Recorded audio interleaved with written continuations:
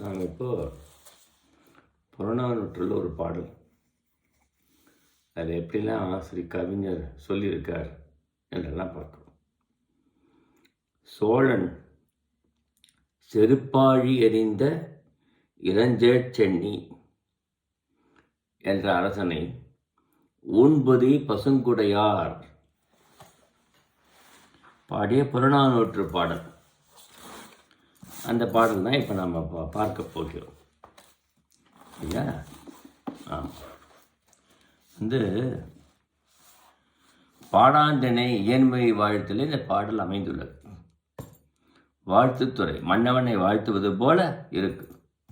மன்னனுடைய பெருமைகளெல்லாம் இந்த பாடல் வந்து செப்புகிறது.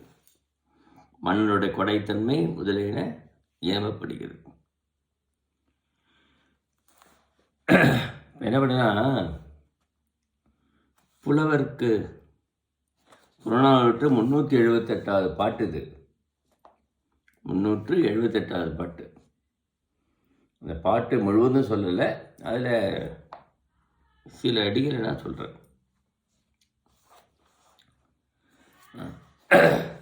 அந்த அவன் என்ன சொல்கிறான், புலவருக்கும் சுற்றத்தார்களுக்கும் அணிகலன்கள் பல நல்கிறானாம், கொடுக்குறா மன்னன். அந்த புலவர் வாங்கி சுற்றத்தார்கிட்ட கொடுக்குறாரு. அவங்களாம் என்ன செய்கிறாங்க, கைக்கு அணியதுன்னு தெரியல, அதை காலுக்கு அணிகிறா, காலுக்கு அணியதை கைக்கு அணிகிறான்.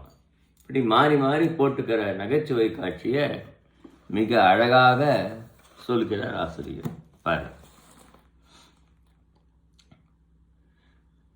அணிங்கவற்றை அணிகலன்களை அணிய விதம் தெரிந்திலர்.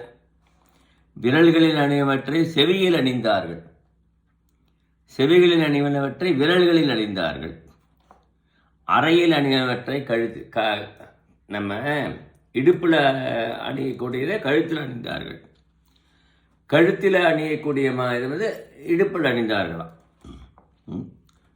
மற்றவர் நகைக்குமாறு அவர்கள் செய்கையில் இருந்தனவாம். எல்லாரும் சீக்கிர மாதிரி இருந்தார். ஆனால் அவர்களுக்கு வறுமையும் துன்பமும் போயின. எப்படியோ நகை அடைஞ்சிட்டார்களே தவிர வறுமை துன்பங்கள்லாம் போயிட்டு தவிர விட்டு. புறமணியின் செய்திக்கு ஊமையாக இவர் ராமாயணத்தில் சில காட்சிகளை சொல்கிறார். சீதையை ராவணன் கவர்ந்து செல்கிறான். அப்போ ரிஷிமுக பருவதம் வருகிறது. அந்த வானரங்கள்லாம் அங்கே வந்து உட்கார்ந்துருக்கு. வானரங்கள் உட்கார்ந்துருக்கிற சீதை வந்து பார்க்கிறா. அவன் என்ன செய்கிறாளாம், தன்னுடைய நகைகள் எல்லாத்தையும் கழற்றி, முக்கியமான நகைகள் தவிர மற்ற நகைகள்லாம் கழற்றி ஒரு துணியை கிச்சு அதில் முடிச்சு போட்டு அந்த ரிஷிமுக பர்வதத்தில் போட்டு விடுறான். போட்ட உடனே அந்த வானரங்கள் வந்து பார்க்கறது, வாங்கிடுது. பாரு, அந்த அணிகலன்கள் கட்டி துணியில் முடிந்து குரங்குகளை நோக்கி எரிய, குரங்குகள் அவற்றை அணிகளை அணியும் வகை தெரியாமல் அணிந்து கொண்டனோம். குரங்குகளுக்கு தெரியல, குரங்குகள் என்னைக்கு நகையெல்லாம் அணிஞ்சிருக்கா, கையில் அணிந்த காலில் அப்படி மாறி மாறி அணிந்துதான்.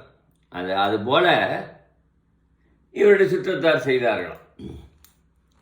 எமக்கு என வகுத்த வல்ல மிக பல மேம்படு சிறப்பின் அருங்கல வெறுக்கை தாங்காது பொழிந்தந்தோனே அது கண்டு இளம்பாடு உழந்த என் இரும்பேர் ஒக்கள் சுற்றத்தார்கள். இளம்பாடுனா வறுமை நிலையிலேயே இருக்கிற சுற்றத்தார்கள். விரல் செறி மரபின செவி தொடக்குனரும், விரலில் அணியக்கூடிய அணிகலன்களை காதில் போய் அணிந்தார்களாம். செவித்தொடர் மரபின விரல் செறிகுணரும், செவியாகிய காதில் அணிகிற அணிகலன்களை விரலில் போய் அணிந்தார்களாம். அரைக்கு அமை மரபின மிடற்றியா குணரும், அரையின இடுப்பில் அணியக்கூடிய ஒட்டியான முதலியவற்றை கழுத்தில் அணிந்தார்களாம். அது போல அரைக்கு அமைப்பன மிலிட்ரி ஆகணும், அறையில் அமைக்கிறது கழுத்தில். அப்புறம் மிடற்று அமை வரவின அரைக்க. மிடறுனா கழுத்து, கழுத்தில் போடுற இந்த மாலைகள் அதெல்லாம் இருக்கு இல்லையா, நவரத்ன மாலை, அதெல்லாம் தூக்கி இடுப்பில் அணிஞ்சாங்களாம். கடுந்தரல் ராமனுடன் புனர் சீதையை வலித்தகை அரக்கன் வெவ்விய ஞான்றை. ராமட்டே பஞ்சவளி சீதையை வீட்டு பஞ்ச இதில் புஷ்ப விமானத்தில் போகிறான் பார்த்தியா ராவணன். நிலஞ்சேர் மதரணி கண்ட குரங்கே. குரங்கு கண்டவொடனே நகைகளை கட்டி போட்டுடுறான். ஏதோ ஒரு அடையாளமாக இருக்கட்டும்.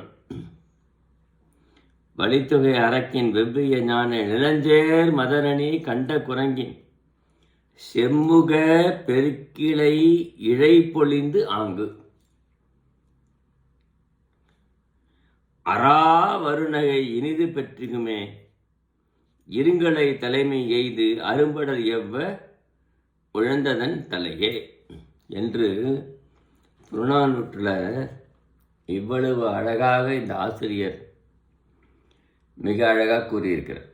இது நகைச்சுவை மிக்கதாக அமைந்து இந்த பாடலுடைய பொருள் சிறக்காக இருக்கிறது. இப்படிலாம் ஆசிரியர்கள் நல்லா பாடியிருக்காங்க. ஏன்மொழி வாழ்த்து, அதாவது அரசனை வாழ்த்துவது போல.